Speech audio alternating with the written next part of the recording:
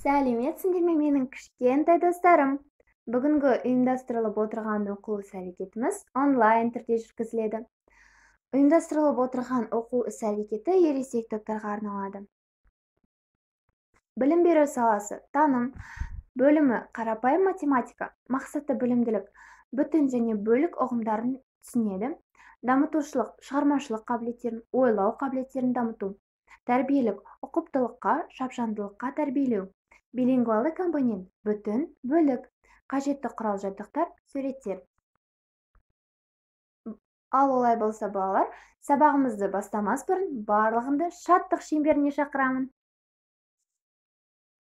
Біз қандаймыз, шұғылалы таңдаймыз, күлімдеген күндейміз, ренжуді біз білмейміз.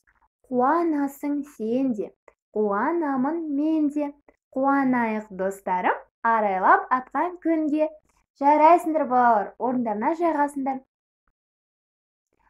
Олай болса балалар, бүгінгі біздің сабағымыздың тақырыбы бүтін және бөлік. Сендер мынау берілген суретке назар салып қараңдар. Бұл суретте сендер не көріп тұрсыңдар? Дұрыс айтасыңдар, алма. Балалар, осы бірінші суреттегі алманы маған сипаттап беріңдер. Жарайсыңдар балалар, алма, я?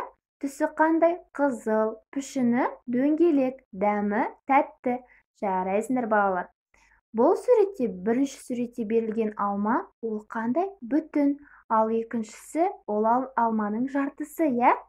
Яғни, демек, бірінші алма бізде бүтін деп аталады, ал екінші алма сол алманың бөлігі, яғни ол бөлік. Балалар, мысалға айтатын болсақ, Әселде бір алма болды қолында. Ол сол бір алманы сіңілісі Аялымға бөліп бергісі келді. Әсел алманы сіңілісіне бөліп беру үшін не істейді? Дұрыс айтасыңдар балалар, ол алманы қақ ортасынан бөледі. Әсел алманы қақ ортасынан бөлген кезде одан не пайда болады? Бүтін алмадан алманың екі жарты бөлігі пайда болады, я? Демек, ол алманың бөліктері.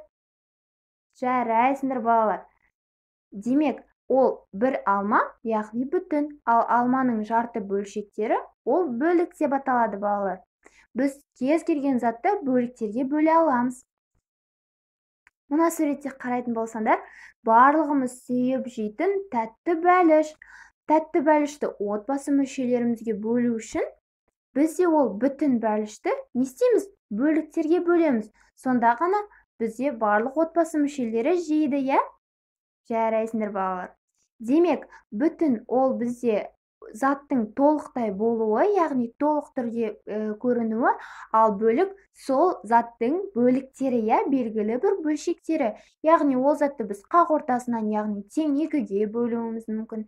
Немесе дағы да көп бөлшектерге 4, 6, немесе одан да көп бөліктерге біз бөле аламыз. Жарайсыңдар балалар. Келесі суретте балалар, сендер не көріп тұрсыңдар? Дұрыс айтасыңдар, әр түрлі түсті геометриялық пішіндер, я? Тік төртбұрыш бар, дөңгелек бар, төртбұрыш, үшбұрыш, ромб, сопақша бар. Жарайсыңдар балалар. Бұл пішіндер бізде қалай берілген? Әр түрлі түсте, дұрыс айтасыңдар. Және де бұл пішіндер бізде қандай? Бұл пішіндер бізде бүтін. Балалар, мен сендерге мынандай тапсырма бергім келеді. Осы бүтін геометриялық фигураларды біз теңдей екі бөлікке бөлсек қайтеді? Сендер бұл тапсырманы оңай орындайтындарынан мен сенімдімін. Мінекей балалар, мына суретте, міне, сендердің тапсырмаларын осылай шыққанына мен сенімдімін. Тік төртбұрышты, үшбұрышты, дөңгелекшені ортасынан бөлдік. Манағы біздің бүтін геометриялық фигураларымыз кенеттен бөліктерге айналды, я? Біз оларды ортасынан теңдей бөлдік. Сонда бөліктері пайда болды. Жарайсыңдар балалар. Қанекей, енді біз барлығымыз сергіту сәтін жасап алайықшы. Орманда кірпі келеді, саңырау құлақ тереді. Кездесті міне керегі, екеуі қайын астынан, біреуі терек қасынан. Жарайсыңдар балалар, бір серігіп алдық, иә? Енді орындарына жайғасыңдар. Балалар, енді мен сендерге осындай бір шығармашылық тапсырма бергім келеді. Мынау суретте көріп тұрғандарындай бүтін алма және де бөлік алма. Қанекей, сендердің бүтін және бөлік дегенін жақсы түсінгендеріңді тексеру үшін сендер бүтін алманы қызыл түспен бояндар, ал бөлік алманы жасыл түспен бояндар.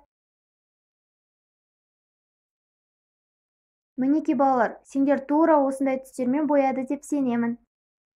Және де бүтін, бөлік не екенін түсінді деген ойдамын. Олай болса, сабақты қорытындылай келсек, бүтін және бөлік не екеніміз ажырата аламыз ба?